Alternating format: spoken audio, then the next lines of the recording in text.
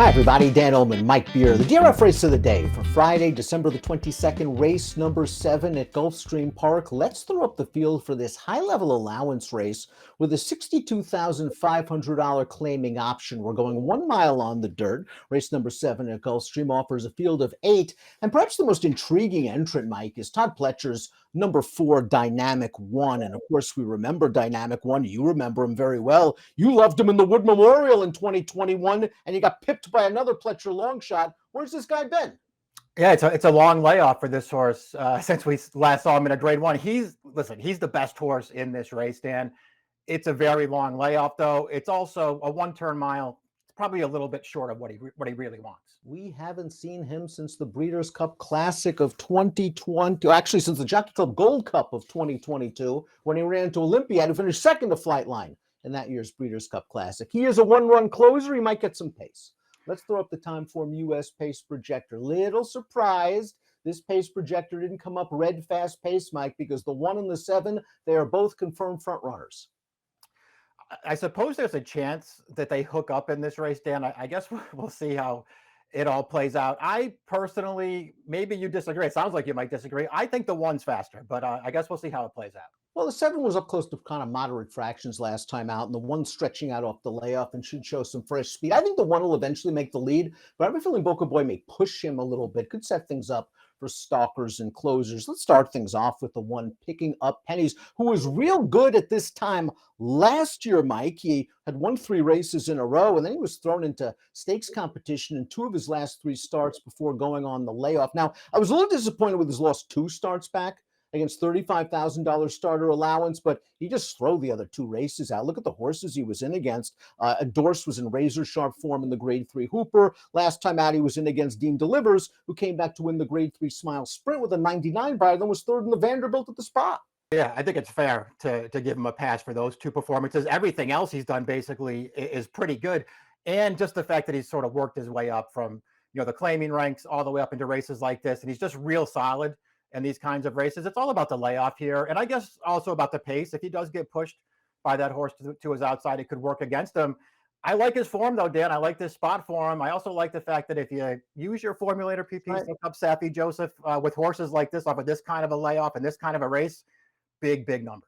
Took the words right out of my mouth. Saffie seems to excel with horses coming off 6-month layoffs or more. This horse is working quickly. And when they stretched him out to the 1-turn mile towards the summer of 2022, he reeled off 3 in a row before being overmatched in that Hooper. A 1-turn mile is no problem. The 2 is Black Belt, coming off a solid performance, second in an allowance race at Gulfstream on November the 25th. This is also a 1-turn mile race. Not a lot of pace in this race. Then with the opening quarter in this 1-turn mile in almost 25 seconds, Black Belt is right in there with a chance, and he just can't seal the deal as the chalk. Yeah, just not good enough here. Although I will say that the horse that beats him here is a pretty nice horse, and he's just second best to him. He had a pretty easy trip, though, Dan. This pace was not fast. He was up there with Boca Boy. He left Boca Boy in the dust through the stretch of that race, but he was only second best there. He ran fine. I suspect he'll have to run better than that against this field. Positive review is the number 3. He's a lightly raced 4-year-old. It's possible we've yet to see his best, and maybe he's slowly racing himself back into shape. This will be his 3rd start of about a 2-month layoff. Last time out, he didn't do a lot of running, but he was outside in a race where they basically ran 1-2 around the track. Was he pace compromised? Maybe he was. I mean, he did get wired that day, and he was on a distance cut back there, which maybe just didn't really work for him. I don't know. He was terrible in that race, though. So we'll just see if he can bounce back. Even his race 2 back, though, and it was a decent performance off of a little bit of a layoff there, but I didn't think he ran great in that race. Then he was only second best. Dynamic One is the number 4. He's sort of the big name coming into this race because towards the spring and summer of 2022, he was getting very good. His signature win came in the Suburban 2 starts back in July. They then ran him in the Jockey Club Gold Cup, and that was a race where he likely had no chance the way the race was run. There was no pace. Dynamic One is a 1-run closer. He just had no shot, and Olympiad was in razor-sharp form at the time. Now, after that race, they were thinking, okay, maybe we'll run him in the Fayette. Maybe we'll run him in the Clark. Then Todd said, we're just going to freshen him up. We're going to bring him back at Saratoga. Well, he didn't bring him back at Saratoga, so I'm a little surprised they didn't run him in the Harlan's Holiday, which would have seemed like a nice spot if they were thinking Pegasus World Cup, and instead shorten him up to a 1-turn mile. Yeah, I mean, we'll see if he just needs a race. It kind of feels like maybe that's what's in store for this horse here. The 1 turn mile seems a little short for him. Again, he's the best horse in the race if he's ready off the layoff. There was a time, and it wasn't that long ago, that Pletcher was deadly with horses like this coming back off of long layoffs and dirt routes. Those numbers have tailed off. But listen, you know that if he's ready, he'll beat this field. He should have at least some pace in front of him here. It's at least worth pointing out, though, Dan, they came back off of a long layoff, not this long, but a longer layoff last March in the Challenger at Tampa. He ran fine that day, but he did not look ready. It looked like he needed that start. The 5 is Picture This, another lightly raced horse. This one trained by Michael Matz. He'll be racing as a first-time gelding. This is a horse that is stakes place sprinting, but I got to look at him in the paddock before his most recent start. And he's a big, pretty impressive-looking specimen, about 1,200 pounds, got a lot of scope. So I think a 1 turn mile is going to be okay for him. He just didn't get a lot of pace in that last race, but I question who he was in against. The runner-up did come back to earn an 82 buyer, but couldn't win a starter allowance at the fairgrounds. He's just going to have to, really, really improve here. I guess cutting back to the 1 turn mile could help him, but he's never run a race that's going to beat this field. He is a new gelding for this. Maybe that helps too.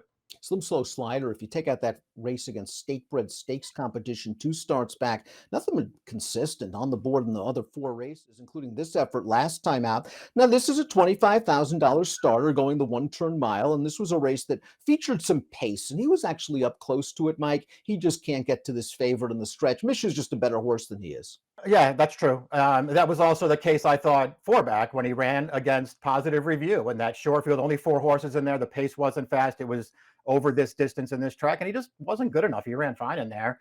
I just feel like this is probably a tough spot. I respect that he's been very consistent since they switched him over to dirt towards the end of last year, but I just felt like he was in tough against this field. It's fair to question the recent form for the 7 Boca Boy. His 2 starts since returning from a summer layoff at Hawthorne at Gulfstream Park have not exactly been very enticing. He was 3rd last time out in a race behind Black Belt. And again, we talked about the pace of that race. It was very slow, and Boca Boy controlled it, and he couldn't go with that horse in the lane.